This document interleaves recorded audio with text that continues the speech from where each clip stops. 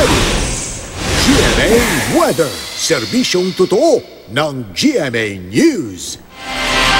Mga kapuso, inaasahan na bago matapos ang linggong ito, may posible pong pumasok sa Philippine Area of Responsibility ang isang potensyal na bagyo. Huling namanta ng Pag-asa ang nasabing tropical disturbance sa mahigit 2,000 kilometro ang layo dyan sa may silangan po ng Mindanao. Nasa karagatan pa yan mga kapuso dyan sa may Pacific Ocean. At sa datos ng Metro Weather, papasok ito ng PAR. Base dito sa tinitingnan nating wind map, Biyernes po yan.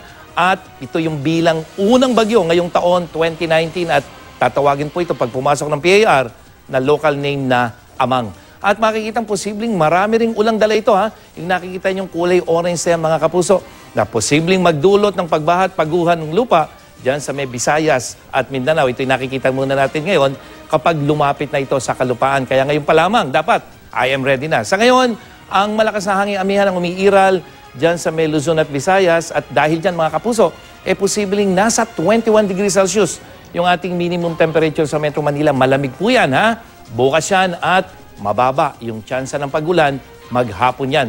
Maghapon namang may tsansa ng ulan sa ilang bahagi ng Cagayan Valley, dyan sa may Aurora at Quezon, Camarines Norte, Camarines Sur, dyan sa may Albay at Mindoro Oriental. Pero hindi po yan dahil doon sa LPA, kundi dahil sa hangin amihan.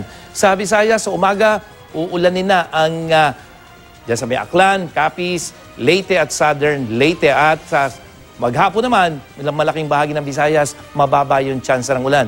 At maghapon din ang mga pag-ulan dyan sa may rehiyon naman ng Caraga, dyan sa may Davao at Northern Mindanao. Pero malaking bahagi ng Mindanao mga kapuso, halos walang ulan maghapon. At yan ang latest mula sa GMA Weather. Ako po si Nathaniel Cruz, magplano para sigurado. I am ready. Serbisyong totoo ng GMA News.